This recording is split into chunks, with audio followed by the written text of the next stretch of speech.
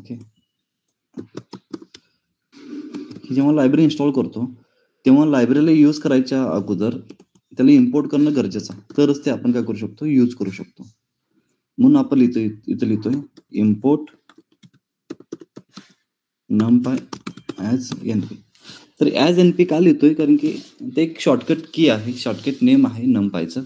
तिथे तुम्ही काहीही देऊ शकता, काही प्रॉब्लेम नाही. आता जेव्हा मी ह्याला रन करेन ना, तर इथं सक्सेसफुली रन दाखवेल तुम्हाला सक्सेसफुली. आता हे Google कोलॅब आहे. मी ज्युपिटर नोटबुक वापरत होतो. आता हे Google कोलॅब आहे ॲक्चुअली. सध्या ह्याला मी कमेंट करतो. ठीक आहे. तर कोणतीही लायब्ररी वापरायचं असेल तर इन्स्टॉल करणं गरजेचं आहे आणि इन्स्टॉल केल्यानंतर त्याला इम्पोर्ट करणं गरजेचं आहे. आता आपण इम्पोर्ट केलेलं आहे numpy. आता जर मॅडम numpy इम्पोर्ट नसेल, तर आता इम्पोर्ट केलेलं आहे ऑलरेडी सोडा. सपोज मी काय करतो, AI डॉट लिहितो. सपोज AI डॉट मी एक अरे क्रिएट करतोय. अरे क्रिएट करण्यासाठी मला अशा पद्धतीने कोड लिहावा लागतो. 1 2 3. आता AI म्हणजे मला काय माहित आहे का? नाहीये. ठीक आहे. सपोज AI मध्ये माझा numpy असेल. AI मध्ये numpy असेल, तर तुम्ही ते डिक्लेअर केलेलं आहे काय? ऑब्व्हियसली नाही. तर इथे तुम्हाला एरर येईल. AI is not defined. पण जेव्हा मी म्हणेल की numpy ॲज AI ह्याला रन करेन, तेव्हा तो अरे डिफाईन होईल. म्हणजे तुम्हाला इम्पोर्ट करावंच लागेल, तरच त्यातले फंक्शन तुम्ही वापरू शकता. आता फंक्शन्स म्हणजे काय असतात? हे एक बिल्ट इन फंक्शन आहेत, ज्याचं जे बॅकएंडला फॉर्म्युलाज आहेत आणि एक तुम्हाला फक्त एक कोड दिलेला, त्याच्यामध्ये फक्त तुम्ही इनपुट करा आणि त्यातून आउटपुट म्हणून ॲन्सर घ्या. जसं आपण युजर डिफाईन फंक्शन क्रिएट करतो, त्या टाईपमध्ये तुम्ही इनपुट पास करा आणि आउटपुट घ्या. आणि बॅकएंडला जो फॉर्म्युला आहे, तो फॉर्म्युला ऑलरेडी त्यांनी काय केलेला आहे, तयार करून ठेवलेला आहे. ठीक आहे. तर numpy जी लायब्ररी आहे, हे एक न्यूमेरिकल पायथन आहे. म्हणजे ह्याच्यामध्ये फक्त मॅथेमॅटिकल कॅल्क्युलेशन चालतात. मॅथ्समध्ये आपण जे लिनियर अल्जेब्रा, ट्रिग्नोमेट्रिक किंवा स्टॅटिस्टिक्स शिकलेला आहे, तर ह्या गोष्टी आपण numpy मध्ये करू शकतो. आता numpy मध्ये एक नवीन डेटा टाइप ॲड होतो अरे नावाचा.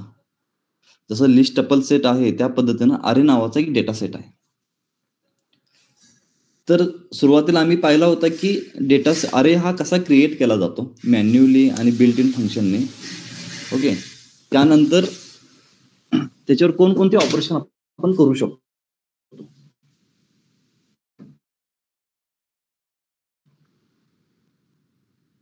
ओके.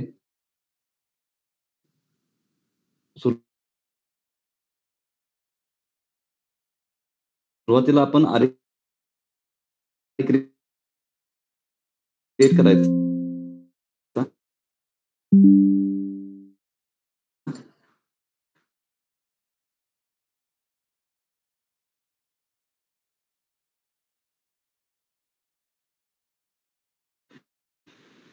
आणि त्या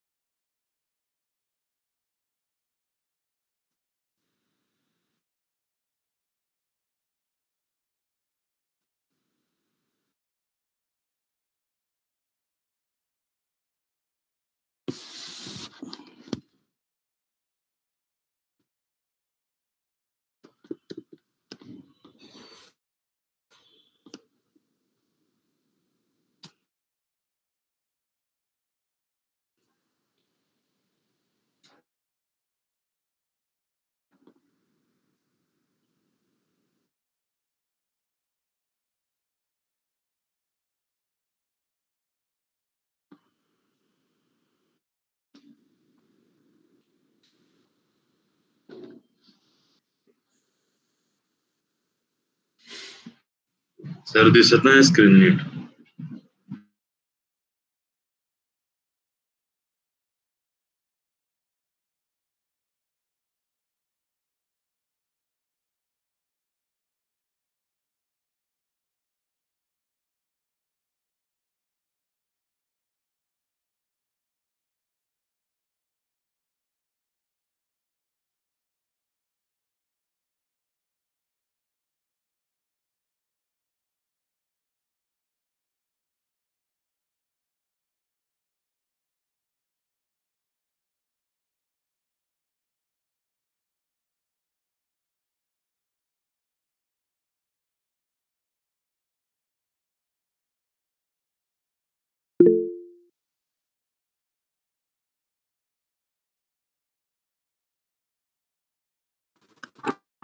आवाज येतोय माझा? हो सर. ऍक्च्युली जरा नेटवर्क इश्यू आहे मला. मी जरा इकडे घरी आलोय. तर नेटवर्क इश्यू असल्यामुळे मी आता मोबाईलवरून जॉईन केलेला आहे. 1 मिनिट परत मी जॉईन करतो. सर तुम्ही हे लेक्चर घेता ते रेकॉर्डेड लेक्चर्स आहेत युट्यूबवर? हो, रेकॉर्ड होतात हे लेक्चर.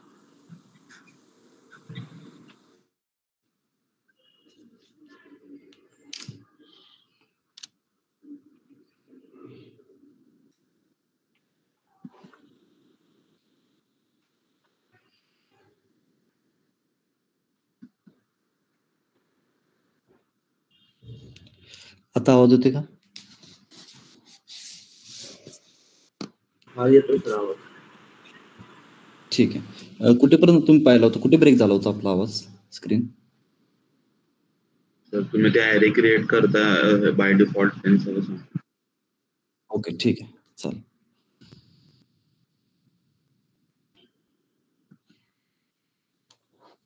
स्क्रीन विजिबल आहे?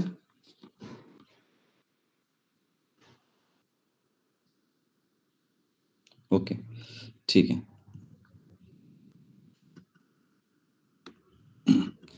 तर आर्या एक डेटा टाइप आहे. तो आता डिफाईन करायचा असेल आपल्याला तर बिल्ट इन फंक्शन्स आहेत. आता कोणकोणते फंक्शन्स आहेत बघा.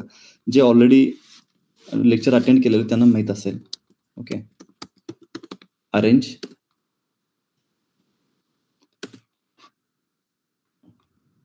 सांगा अजून कोणतं असेल? Eye, zeros, ones, random dot rand, random dot R, random normal distribution, random dot ran integer. ठीक आहे. अजून आय, झिरोज, वन्स, हा लाईन स्पेस.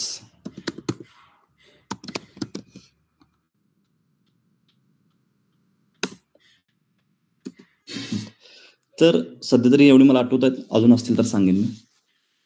एवढे बिल्ट इन फंक्शन आहेत ज्याचा यूज करून तुम्ही अरे क्रिएट करू शकता.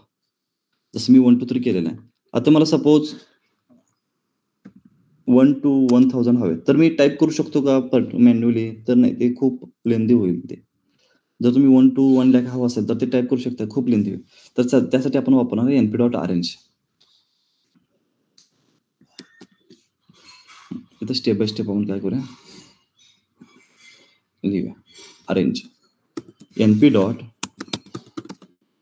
अरेंज स्टार्ट व्हॅल्यू कुठून स्टार्ट करायचं आहे.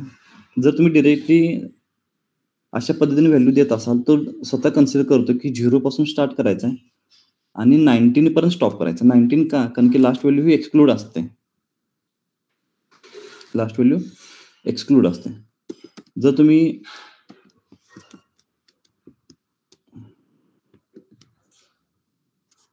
फाईव्ह टू 15 दिलात, 5 to 20 दिलात तर तो 5 पासून स्टार्ट करेल आणि 19 पर्यंत जाऊन स्टॉप करेल. 21 दिलात तर 5 to 20 प्रिंट करून देईल तुम्हाला.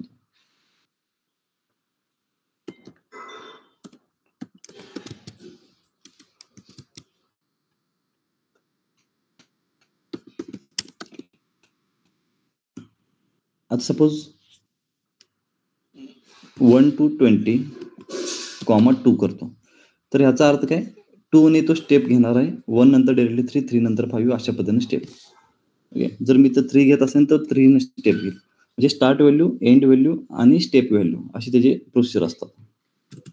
मी तर लिहून देतो.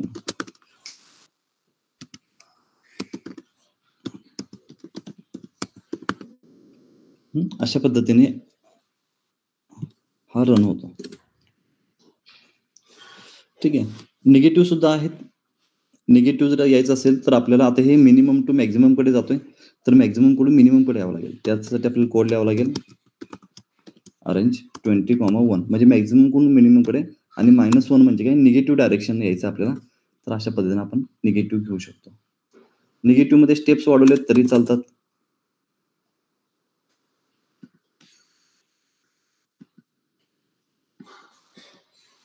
सर ते एनपी डॉट रेंज ते नाही ना, ते एनपीच्या इथं आपण दुसरं काही पण घेऊ शकतो ना, काही एनपीच घ्यायला पाहिजे.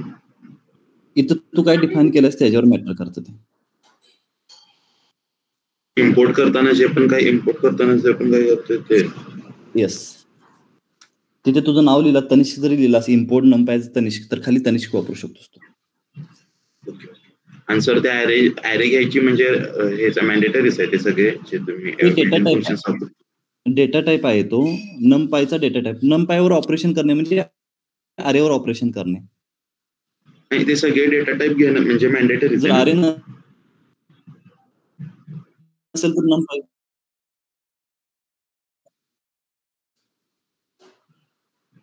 तुझी सगळी ऑपरेशन आलं नंपायची अरे मधनच होणार आहेत. हो, आलं लक्षात सर.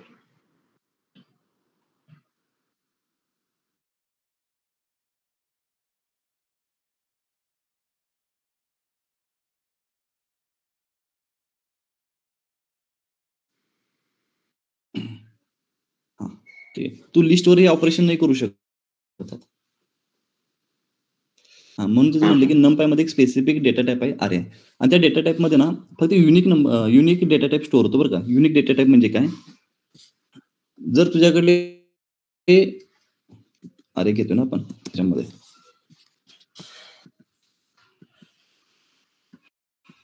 ह्याच्यामध्ये इंटिजर तर इंटिजर्स ऍड करू शकतोस.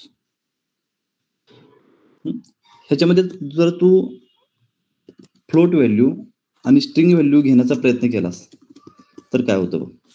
आता हे मिक्स डेटा टाइप आपण लिस्टमध्ये स्टोअर करतो आणि ते होतात ऍक्च्युली काही प्रॉब्लेम नाही. पण अरेमध्ये केल्यानंतर अरे काय करतो एकच डेटा टाइप स्टोअर करून घेतो म्हणजे फक्त इंटिजर तर इंटिजर फ्लोट तर फ्लोट आणि स्ट्रिंग तर स्ट्रिंग. जर तुमच्या डेटामध्ये स्ट्रिंग असेल ना तर तो सगळ्याला स्ट्रिंग मध्ये कन्वर्ट करून टाकतो. हे जे आहे ना 1 2 3 ह्या सगळ्यांना स्ट्रिंग मध्ये केलेलं आहे. म्हणजे एक जरी स्ट्रिंग असेल तर सगळे स्ट्रिंग होणार. जर स्ट्रिंग नसेल आणि फ्लोट असेल तर तो सगळ्यांना फ्लोट करणार. म्हणजेच काय तो युनिक डेटा फ्रेम घेत असतो आणि जर तुम्ही नाही दिला तर तो कन्वर्ट करून घेत असतो स्वतः. तर हे लक्षात ठेवा की ह्याच्यामध्ये जे आपण डेटा देणार आहे तो सिंगल डेटा टाइप असणार आहे.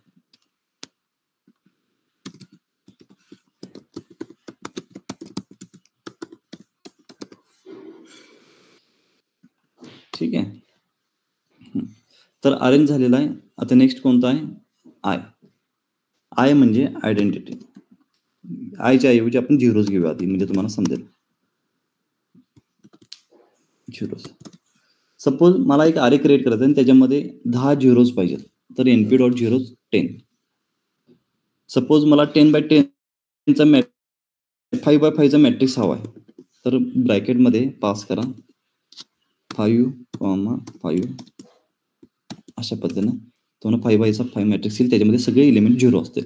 तर हे कशासाठी लागतं आता हे सगळे ना ऍडजस्टमेंटसाठी लागतात. जेव्हा मॅथमॅटिकल कॅल्क्युलेशन जेव्हा करता तुम्ही मॅट्रिक्समध्ये तेव्हा हे सगळे ऍडजस्टमेंटसाठी लागत असतात. रो आणि कॉलमचे जे मिसमॅच होत असतात त्यांना मिसमॅच होऊ नये ह्यासाठी ना ह्या गोष्टी ऍडजस्टमेंटसाठी लागत असतात.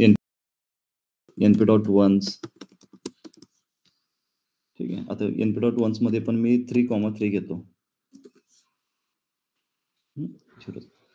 आता NP dot I.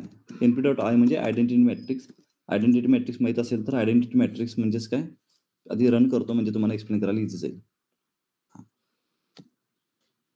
5 rose 5 column हा स्क्वेअर मॅट्रिक्स असतो.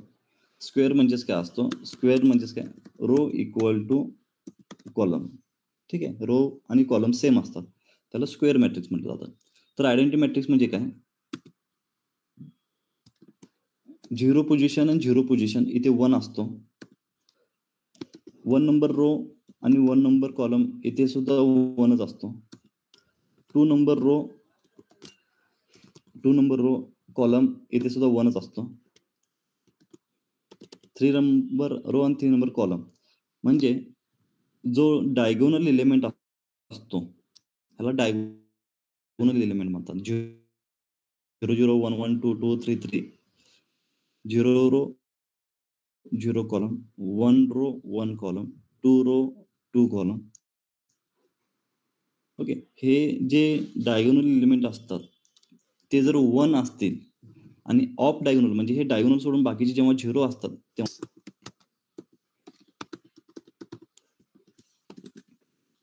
आयडेंटिटी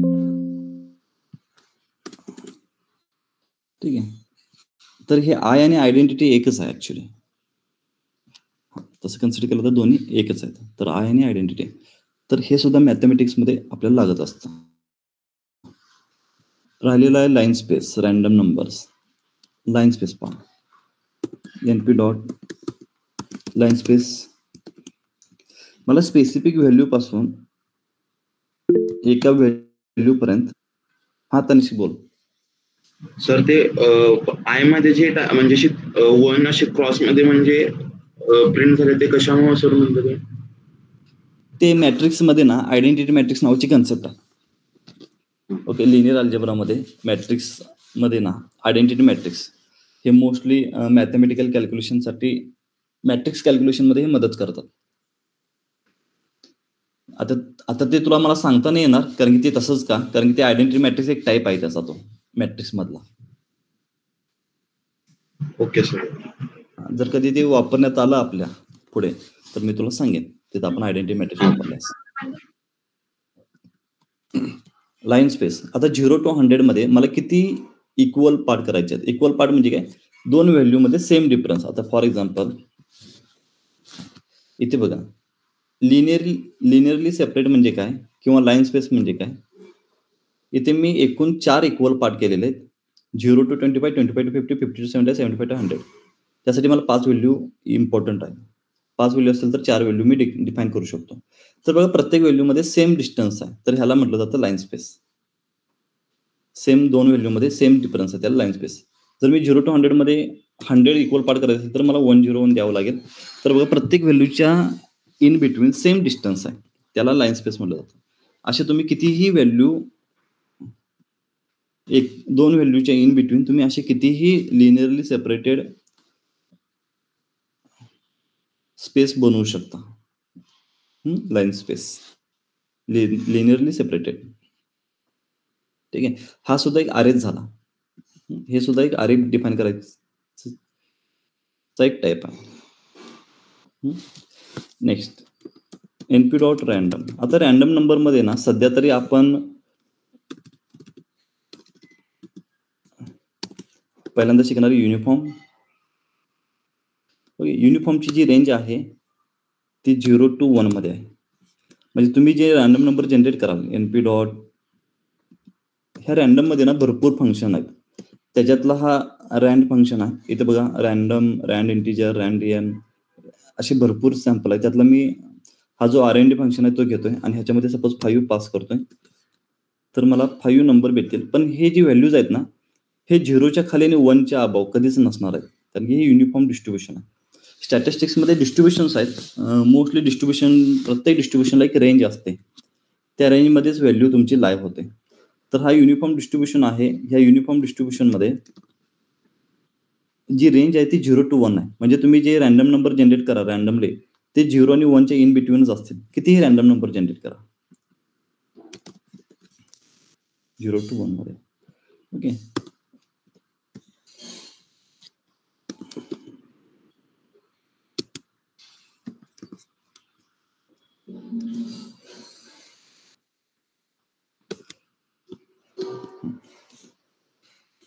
आता हा जो आहे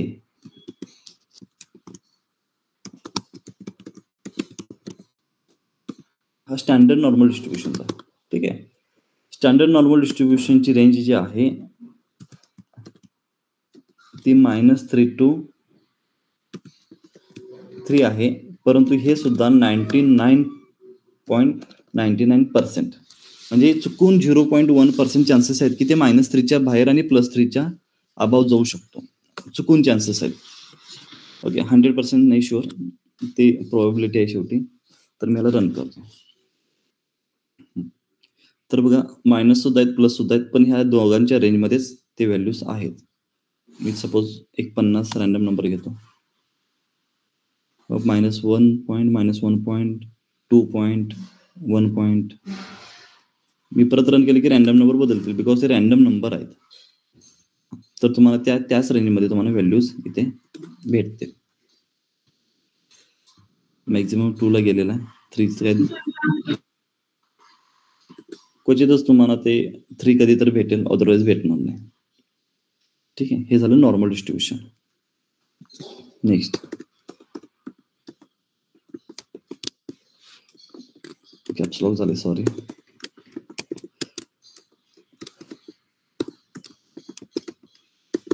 आता इंटिजर नंबर जो आहे ना, ह्या इंटिजर नंबरसाठी कोणतेही डिस्ट्रीब्युशन्स नाहीत आपल्याकडे.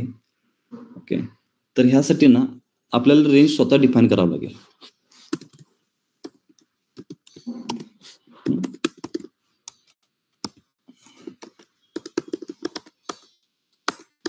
नो डिस्ट्रीब्युशन, तर रेंज आपल्याला मॅन्युअली डिसाईड करावं लागेल. आता मी रेंज इथं स्वतः डिसाईड करतोय. 0,50 ही रेंज आहे आणि ह्याच्यामध्ये मला किती नंबर पाहिजेत, मी सपोज एक 10 रॅन्डम नंबर घेतो. तर 0 to 50 मधले रॅन्डमली काही व्हॅल्यूज माझ्याकडे येतील. सपोज मला 15 हवेत, तर 50. सपोज मी 50 ते 100 मध्ये रॅन्डम नंबर घेतोय, तर अशा पद्धतीने रॅन्डमली काही डेटा माझ्याकडे येईल. तर हे आहेत रॅन्डम नंबर. असे भरपूर रॅन्डम नंबर आहेत, पण ह्यातले जे मेन आहेत ते मेन मी तुम्हाला सांगितलेले आहेत, की युनिफॉर्म, नॉर्मल डिस्ट्रीब्युशन आणि इंटिजर. हा, तर बघा, तर मेनली ह्या सगळ्या गोष्टी आपण कव्हर केलेल्या आहेत. अरेंज आय झिरोज, तर ह्या गोष्टी होत्या. हे सगळे अरे क्रिएट करायच्या, म्हणजे बिल्ट इन फंक्शन वापरून आपण अरे क्रिएट करू शकतो. ह्याच्यावर कोणतंही मॅथमॅटिकल फंक्शन आपण अप्लाय केलं नाही. आता मॅथमॅटिकल फंक्शन अप्लाय करायचे आपण. आता अजून रिशेप एक राहिला, वेट, रिशेप एक राहिलेलं की मी ऍडच नाही केला.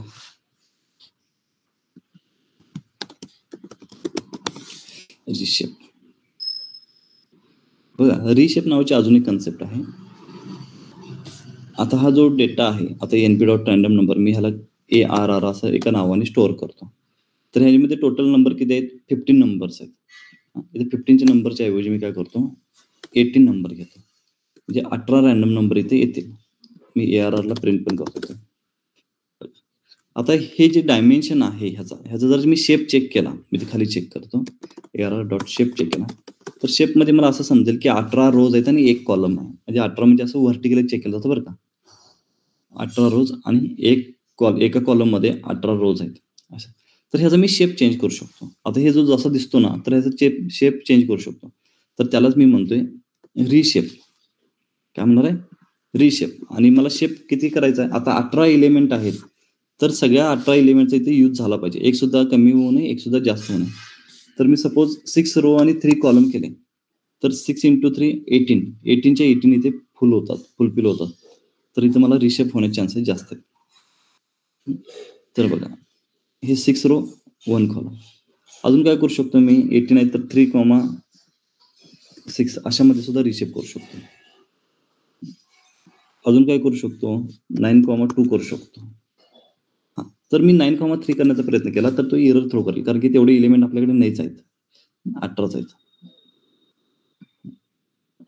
आणि आपण अजून काय करू शकतो, 3, तर अशा पद्धतीने आपण रिशेप करू शकतो. 3,9 सॉरी 2,9. तर अशा पद्धतीने आपण रिशेप करू शकतो.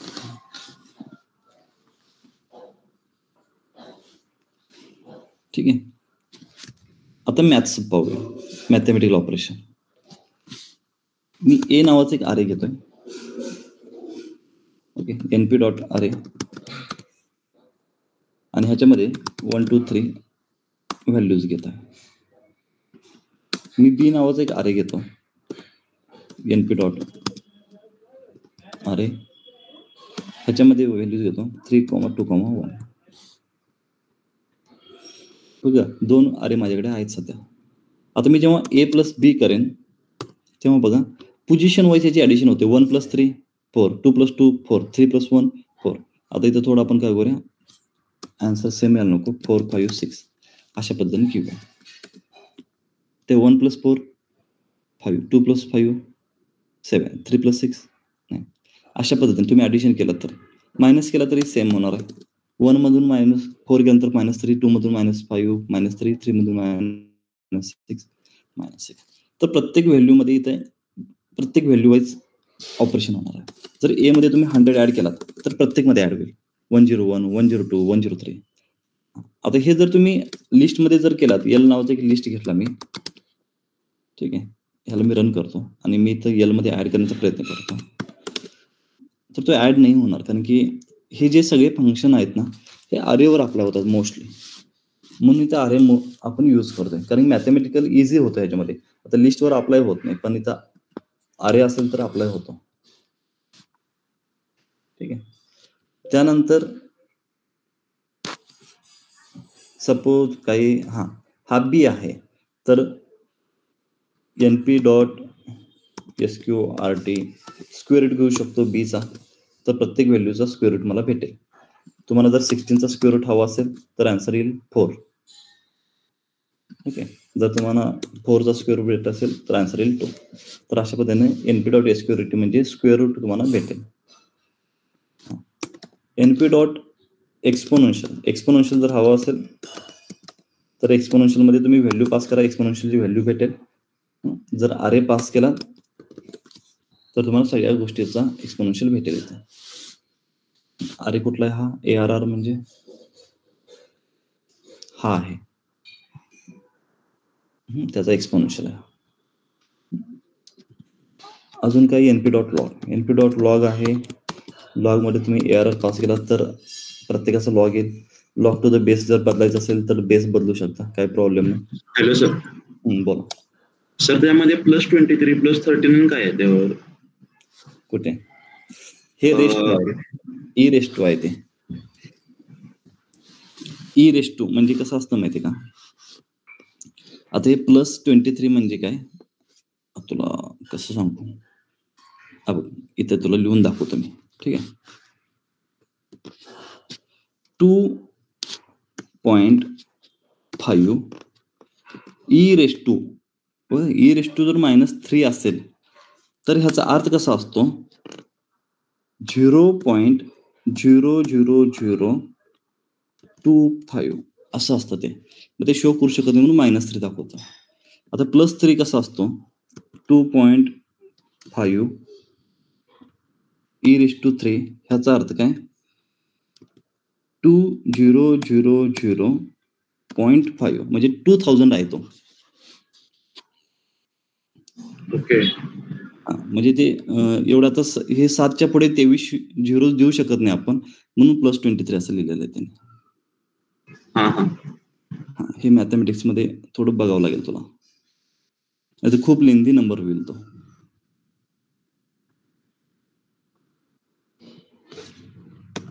येतं का बघू आपण आन्सर, हे खूप मोठं होईल, एक्सपांड करायला बघायला पाहिजे.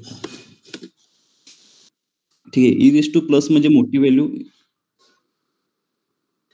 0ची पॉवर असते,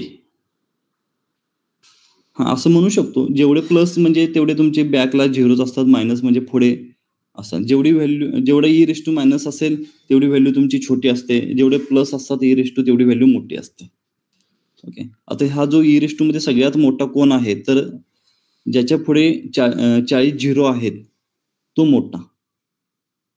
प्लस आहे ना, 40 झिरो आहेत म्हणजे 2च्या पुढे 40 झिरो, अशा पद्धतीने. इथे जर 40 झिरो तुम्ही दिलात तर ऑब्व्हियसली हाच मोठा असेल, तर ज्याचा पॉवर जास्त तो मोठा. प्लस मध्ये बरं, मायनस मध्ये नाही. मायनस मध्ये ज्याचा मॅक्झिमम तो सगळ्यात मिनिमम. गुड. तर काय होतं, लॉग टू द बेस 10 बदलू शकता, 2 बदलू शकता, अशा पद्धतीने आपण लॉग व्हॅल्यू घेऊ शकतो. ठीक आहे, अजून ट्रिग्नोमेट्रिक फंक्शन पाहिले होते आपण. np.sin, मी ARR पास करतो, इथे साइन भेटेल, किंवा व्हॅल्यू जर पास केले sin 1, np.cos,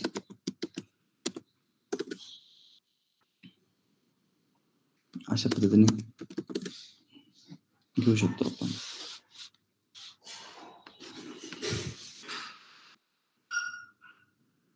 ठीक आहे, तर हे NumPyचे एवढेच पाहिलेच आपण, मला आता सध्या आठवत नाहीयेत, पण एवढं पाहिलेच आपण.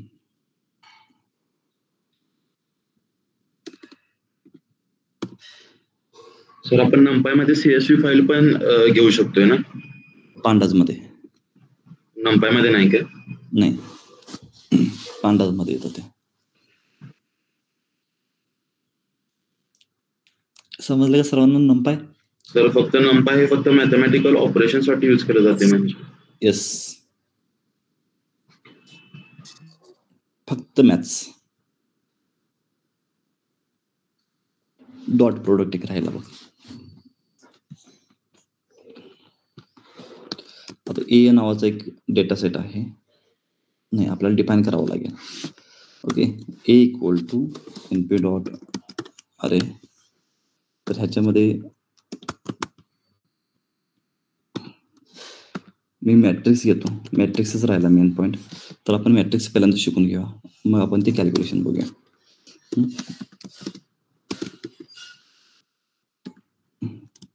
अरेंज सपोज एक मी 24 व्हॅल्यूज घेतो आणि त्याला रिशेप करतो 6,4 ने. आता सपोज एक मॅट्रिक्स आहे माझ्याकडे, मी ह्याला मॅट म्हणतो.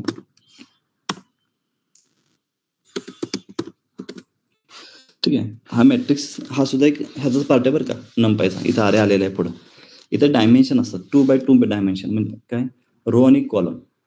तर इथे 2 डायमेन्शन असतात. इथे तुम्ही स्क्वेअर ब्रॅकेटवर पण डिफाईन करू शकता, किंवा मॅट डॉट n डायमेन्शन जर तुम्ही प्रिंट केला तर तुम्हाला इथे डायमेन्शन भेटतील. किती, 2 डायमेन्शन आहेत, n डायमेन्शन. आणि जर तुम्हाला शेप हवा असेल तर शेप चेक करा, 6x4 म्हणजे 6 रोज आणि 1 कॉलम, अशा पद्धतीने इथं मॅट आहे. तर मॅट्रिक्समध्ये स्लायसिंग मी तुम्हाला सांगतो आधी. लिस्टमध्ये आपण स्लायसिंग केलेलं आहे. सपोज हा एकच लिस्ट आहे वर, कन्सिडर करा.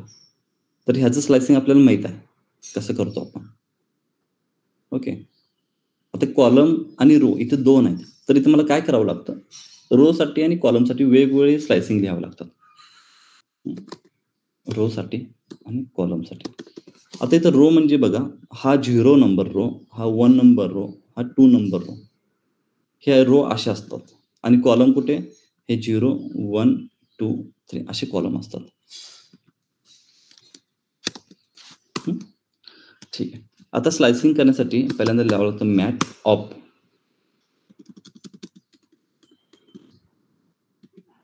कॉमा. आता कॉमा का दिलेला आहे, इथं मला लिहायचं आहे रो साठी आणि इथे लिहायचं मला कॉलम साठी. आता रो साठी बघा, मला फाइंड आउट करायचं आहे 9 10 11 13 14 15, हे माझं आन्सर असणं अपेक्षित आहे. मी आन्सर इथे लिहितो 9 10 11 देन 13 14 15. हे आन्सर यायला हवं ऍक्च्युली स्लाइस केल्यानंतर. तर बघा 9 कुठे आहे, कुठून स्टार्ट झाले, 9 पासून स्टार्ट झाले 13 पर्यंत. तर 0 number row, 1 number row, 2 number row, सुरुवात कुठून झाली, 2 पासून, कारण की 9 हा 2 पासून, म्हणून मी इथे लिहितो 2 कोलन. कुठे एंड झालाय, 0 1 2 3 ला एंड झालाय, पण तुम्हाला इथं देताना द्यावं लागेल 4, कारण की एक्सक्लूड असतो ना तो. हा झाला रो साठी. आता जेव्हा तुम्ही रो प्रिंट कराल, आता मी सध्या इथे एक कोलन ठेवतो म्हणजे समजेल. जेव्हा तुम्ही रो प्रिंट कराल तेव्हा बघा सक्सेसफुली आपण ज्या व्हॅल्यू आपल्याला प्रिंट करायच्या त्या व्हॅल्यू कुठल्या हे रो ऍक्सेस केलेला. आता राहिला प्रश्न ह्याच्यामध्ये 8 आणि 12 काढून टाकायचा आहे, 9 10 11 13 14 15 हवाय. तर ते बघा, हा जो 9 कुठे चालू झाला, इथं चालू झाला, म्हणजे 0 1 1 पासून स्टार्ट करूया आपण. ओके, 1 कोलन आणि एंड पर्यंत पाहिजे, म्हणून ह्याला आपण एमटी ठेवतो. एमटी म्हणजे काय, एंड पर्यंत, बरं का. आता मी ह्याला रन करतो, बघा 9 10 11 13 14 ठीक आहे.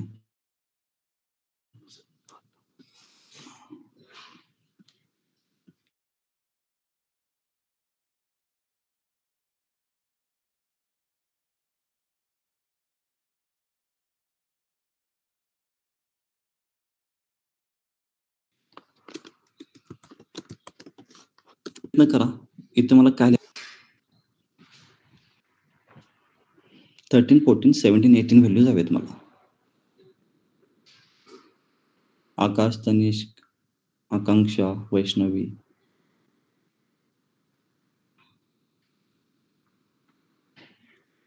आवाज येतोय ना सर्वांना? सर आवाज येतोय पण रोज समजलं कॉलमचं कन्फ्युज व्हायला झालं.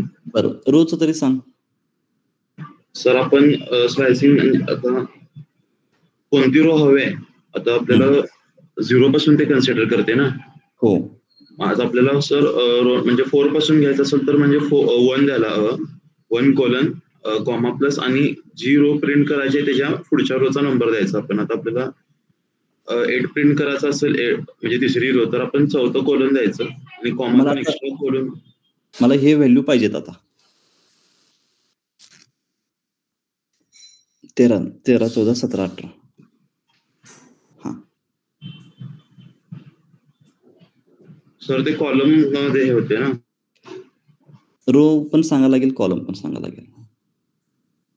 बरं, मला सांगा की 13, 14, 17, 18 कोणत्या कोणत्या रो मध्ये आहेत? रो नंबर सांगा मला फक्त.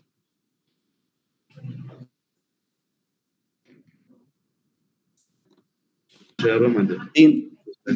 हा सांग कोणकोणते कोणकोणत्या रो मध्ये? बघा रो इथे काउंट करायचा. हा 0 नंबर रो, हा 1 नंबर. तर 13, 14, 17, 18 कोणकोणत्या रो मध्ये? 3 आणि 4 बरोबर. 1 मिनिट होल्ड करा.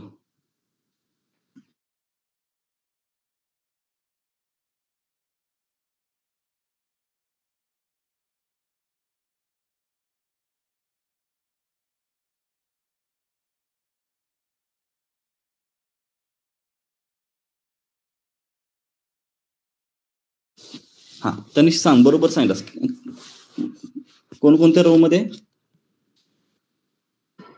3 आणि 4. मी आता काय करतो, सध्या तुम्हाला कन्फ्युजन होऊ नये म्हणून मी असं डायरेक्ट लिहितो 3,4. ठीक आहे, असं लिहिलं तर पण चालतं बरं का. स्लायसिंग मध्ये काय प्रॉब्लेम नाही. कोणकोणत्या रो मध्ये ते डायरेक्ट लिहिलं तरी चालतं लिस्टमध्ये. हा 0 नंबर, हा 1 नंबर, हा 2 नंबर आणि हा 3 नंबर मध्ये पण आहे आणि नंबर मध्ये पण आहे. ठीक आहे, तसंच कॉलम मध्ये पण सांग मला कोणकोणत्या कॉलम मध्ये? 1 आणि 2. 1 कॉलम नंबर 1. ठीक आहे, मी रन करतो बघा.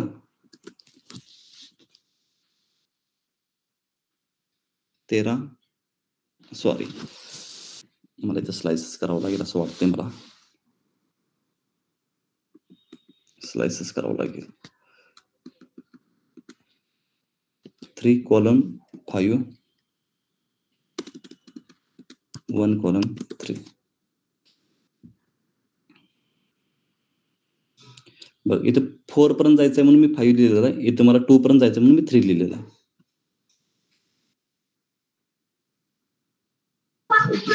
सर तुम्ही रो नंबर लिहिला देता ओके आणि कॉलम नंबर आलं. बरोबर आहे की. हे असे जे असतात हे रो असतात बरं का. 1, 2, 3 रोज लिहिले ना आपण सुरुवातीला.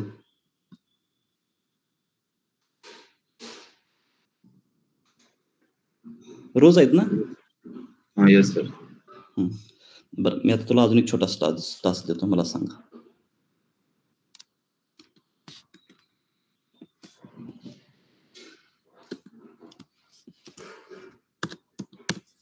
सांगा पाहू. रो साठी पण सांगा आणि कॉलम साठी पण सांगा.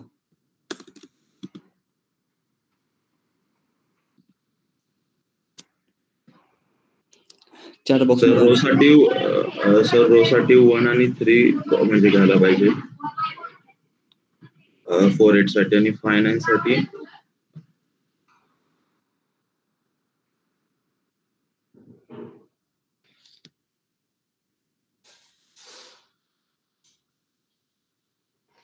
कॉलमसाठी जिथं कोणी सांगेल कॉलमसाठी?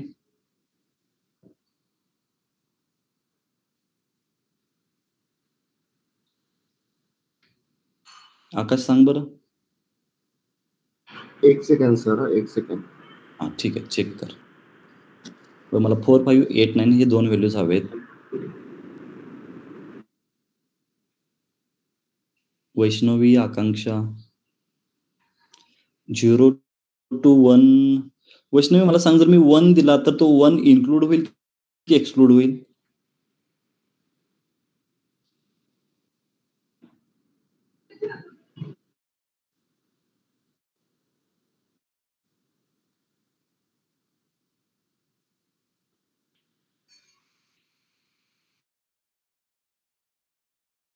वन टू 2 म्हणजे स्टार्ट कुठून होईल? 1 पासून स्टार्ट होईल. हा गुड.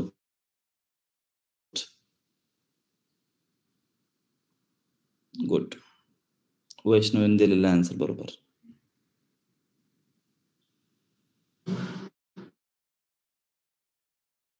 सर जो आपण रो घेतो त्याच्या समोरच कॉलम प्रिंट होतोय का सर? जो आपण रो घेतो त्याच्या समोरच कॉलम प्रिंट होतात का, जे घ्यावे लागतं?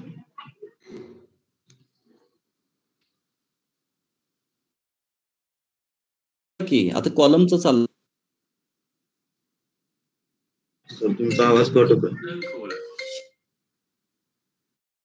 नाही, असं काय नाहीये. रो म्हणजे हे झाले, बरोबर आहे. तनिष्क इकडे बघ. हा आता आवाज, माझा आवाज येतोय? हॅलो. हा इकडे बघ तनिष्क, हे रोज आहेत, बरोबर आहे. हा आता रोज सिलेक्ट केलास म्हणजे 1 to 3 म्हणजे तुझ्याकडे 2 रो आले. कोणकोणते रो? हे 2 रो आले, बरोबर का? 1 to 3 म्हणजे. हा सर. आता कॉलम म्हणजे एकूण किती कॉलम आहेत? 4 कॉलम आहेत. व्हर्टिकली चेक कर. व्हर्टिकली किती कॉलम आहेत? म्हणजे 4 आहेत, पण त्यातले आपण 2 घेणार सर, आलं लक्षात. हा त्यातले 2 रो घेतलेले आहेत. आता त्या 2 रो मध्ये तुझे 4 कॉलमचे अप्लाय होतील. आता तू जे कॉलम अप्लाय करशील ते सिलेक्टेड झालेल्या रोवरच अप्लाय होईल आता. ओके सर, आलं लक्षात. सर आता तुम्ही आन्सर दिलेला बरोबर आहे. हा 0 to, सॉरी मी इकडे कुठे लिहितोय, 0 to 2 म्हणजे काय? हे दोन्ही कंबाईन मध्ये रन होतात. म्हणजे हे जे सिलेक्टेड झालेले आहेत रो त्याच्यामधीलच हे 2 कॉलम आपण 2 रो मधले पहिले 2 कॉलम घेतो. 0 to 2. 2 का घेतलेला आहे? कारण 2 हा एक्सक्लूड असतो, 1 पर्यंत जावं लागतं. ओके, अशा पद्धतीने तुझं आन्सर येईल. इथे तू 0 जर नाही दिलास ना तरी चालेल बरं का. तो स्टार्ट पासून ऑटोमॅटिकली कन्सिडर करतो. हे थोडं प्रॅक्टिस नाही येईल तुम्हाला.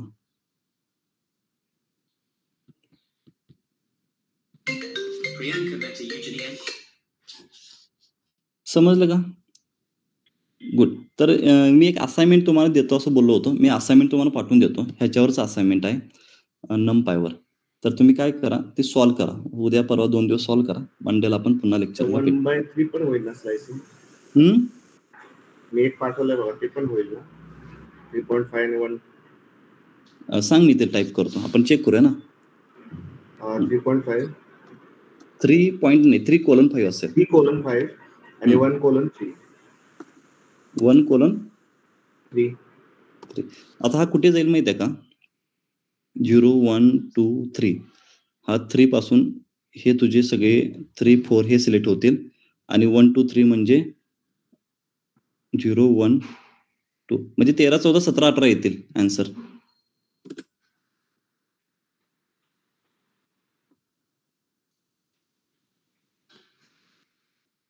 समजलं का कुठे गेलं ते आन्सर? Yes sir.